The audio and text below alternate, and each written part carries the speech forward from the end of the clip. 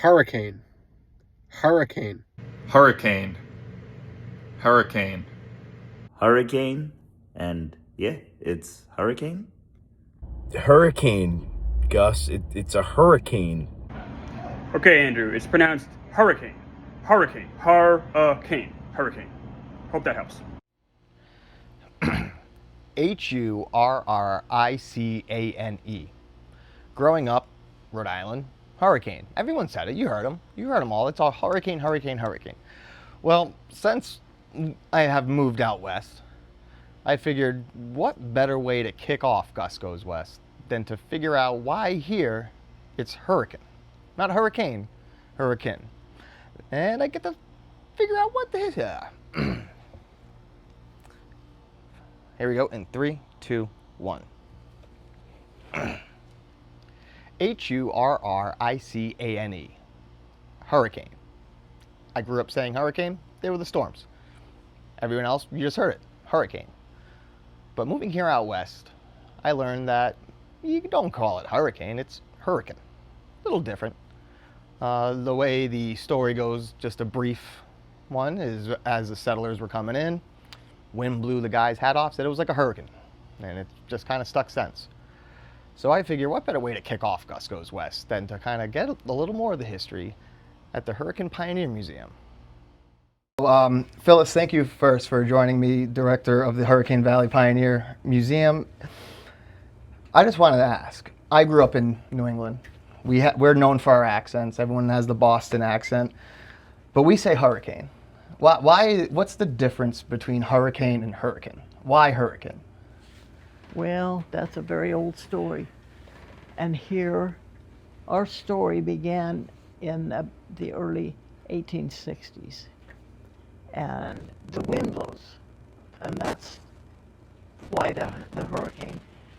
But Rasta Snow was coming down the hill here, and he got his buggy, surrey with the fringe on the top. He got the top of the buggy blown off. And he said, that was quite a storm, wasn't it? And that's where the hurricane hill got named. He says, we should name this hill the Hurricane Hill or the Hurricane Mesa. And that was early, before there was any town here.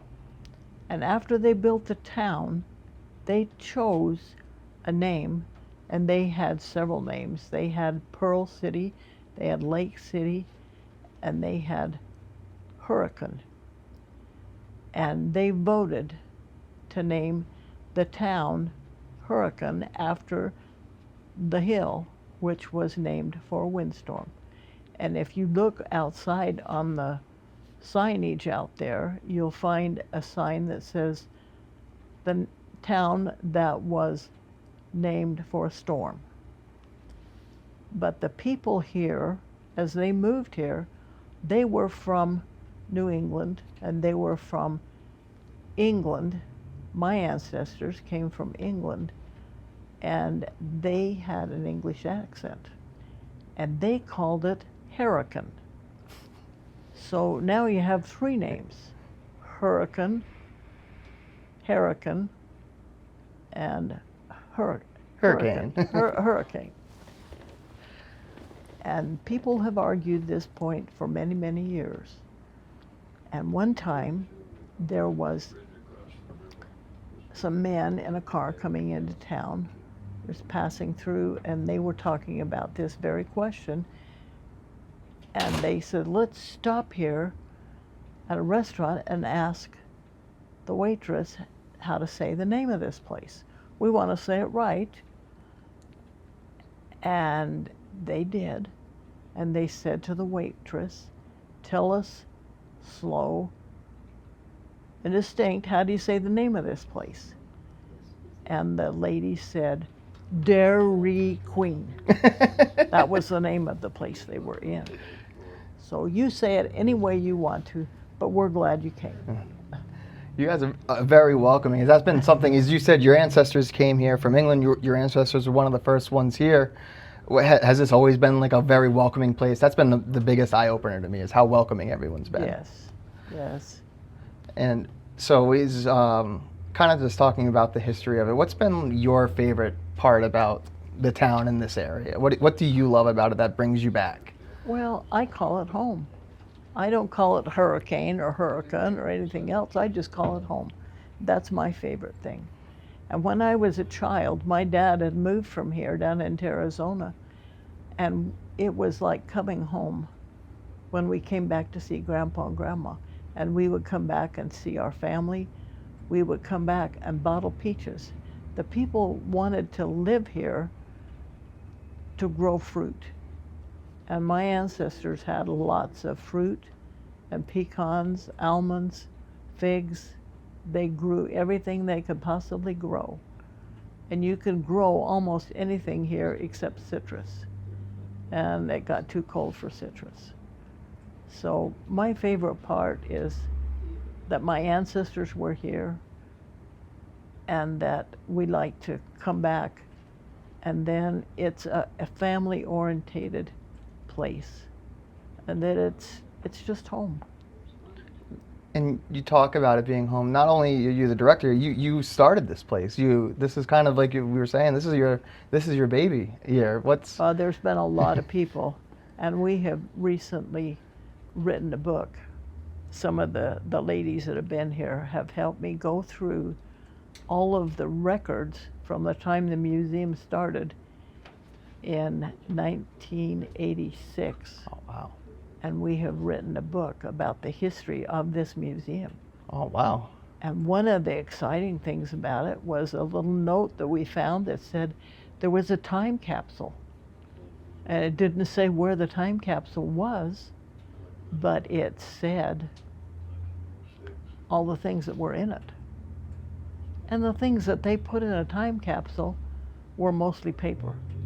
Magazines and newspapers and certificates and stuff like that that probably are deteriorated this many years later. But we got to looking around and trying to find the place. If you were going to make a time capsule, where would you put it? And lots of people like to make time capsules. So we started looking for this time capsule. And finally, I remembered a scrapbook that I was given when the first director left town. He retired and handed me this scrapbook and said, take care of this. And I promptly put it in a drawer and took good care of it and never opened it. Safekeeping. Safekeeping. And then recently we went looking and we found that scrapbook and we found pictures of the day the time capsule was buried. And that was exciting. So what's that like? Like you finally unlocked that clue that seemed to be missing. Like, were you able to find it, open it, see it? Nope. Where do you know where it was? Yes. And I'm not going to dig it up because I would ruin a beautiful monument if I did. Oh. It was down inside of the monument out in the yard. Oh, wow. Under the capstone with a monument above it. You're not going to touch that? No way am I going to touch that. It's not worth it. There's nothing in there. It lists all the things that was in there, but we're not going to touch it. So we're sitting here in the museum. What would you say is your favorite exhibit or piece that's here? I think the pictures of Christ that were in churches early on. So these are all from churches here in the area, or just specifically Hurricane, or was it down in St. George, or? They were all right here in Hurricane. So this is all from the churches here. Yes, and we don't claim St. George. No, you don't. No, they didn't claim us. Well, we don't claim them. There was always a very fierce competition, even in the school. It was always sports. Growing up, the hard knock of it. Yeah, absolutely. And and obviously, I think if anyone knows the history of Utah, there is a strong religious background to it. What's that kind of been like here in the town as it's grown over, and what you've seen? Like, does it make you like more entrenched in your faith, or is it like you're happy to see new people and share everything? Well, I think they're coming here to learn, and Heavenly Father is sending them here to get the truth and the rest of this story. You probably are too young to have watched Paul Harvey. A little bit. And the rest of the story. My husband used to turn the radio on every chance he got about noon for Paul Harvey's rest of the story. And here we find the rest of the story. I know, looking around here, you were telling us you have a famous wedding cake here. Yes. Made in 1907, I believe it says. So, what's the story behind that?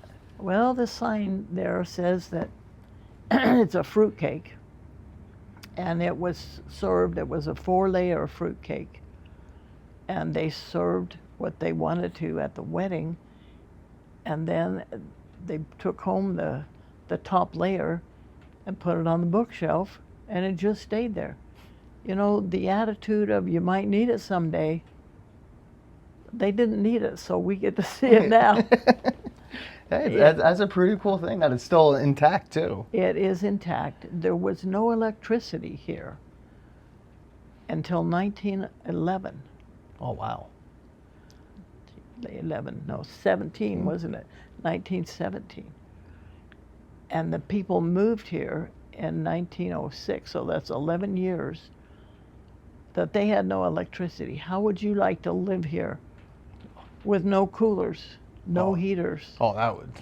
Yeah, and it was, that's why the fruitcake, wedding cake was preserved, is because there was no swamp coolers.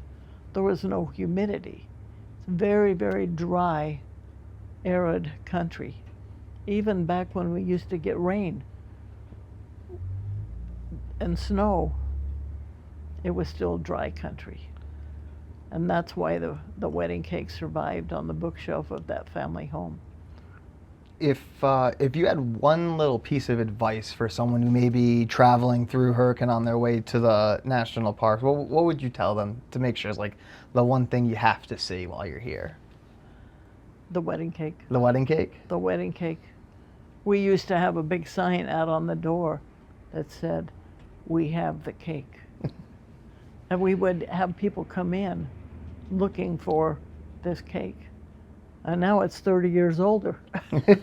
And people are still looking for it. Yeah. Awesome. But thank you so much for taking the time today to talk about this. This was really cool.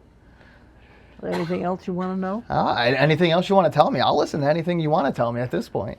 This is really cool. There's a bacon in the kitchen to match the wedding cake. A bacon? A bacon. How old? Like, is it same year or? No, it's not quite that old. It was, the lady died in 1945, but she had cured it before that. And about 25 years ago, the man he knew that the house that his parents had lived in was going to be bulldozed, and he wanted to know if I wanted this old bacon that was hanging in the basement. And I said, sure, I'll take the bacon. So I went to his house, and next door to his house was the house that his parents had lived in, and I went down the cellar steps, and hanging on a nail in a flour sack was this old bacon, and it smelled really bad. It was rancid. Oh. So I put the bacon into this sealed container, and I boiled the flour sack, which is in the kitchen too. And then I got the story from him about his mother had cured it. We have the recipe for how it was cured. And that was just another testimony of the determination of these people to survive. They didn't grow their own food, they grew the pigs, they grew the cows, they got their own meat and vegetables and fruit and nuts. There was no Costco. There wasn't a Walmart. There was barely a shop downtown where you could get a little bit of cloth. But even cloth, they wove their own cloth a lot of times. If you didn't make it yourself, you didn't have it. So modern day people need to go to a museum just to appreciate the blessings they have. I think that's a great way to end that. Thank you so much. That's really, really powerful. It was great to meet you, Phyllis. Thank you so much. Nice to meet you. I'd once again like to thank Phyllis and the rest of the staff at the Hurricane Pioneer Museum. It was a good time to see everyone. If you want, check out in the links in the descriptions. You can see what they're looking at online. And that's kind of going to be the end for the first episode. A nice, relaxing, fun, easy. We'll see where this goes. A couple other things coming up in the pipeline I'm excited for. But happy to get the first one out and enjoying life out west. This is a good way everyone can kind of see what I'm still doing. I'm alive, having fun, working a little bit, relaxing, golfing. Definitely will be some golf content. You're going to hate that, but... And maybe, I don't know, see where it goes. But thanks for watching, and I'll see you next time on Gus Goes West. Gus Goes West. Gus Goes West. Oh.